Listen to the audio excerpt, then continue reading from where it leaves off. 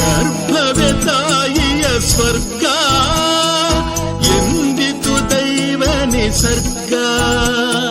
ಮೊಲೆಯುಣಿಸುವ ಸ್ತ್ರೀ ಧರ್ಮ ವಹಿಸಿದ ತಾಯಿಗೆ ಬ್ರಹ್ಮ.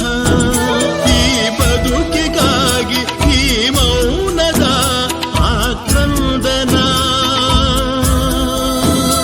ಅನುಮಾನವಿಲ್ಲ ಇದು ಮಾಯದ ಮಹಗಲಿ.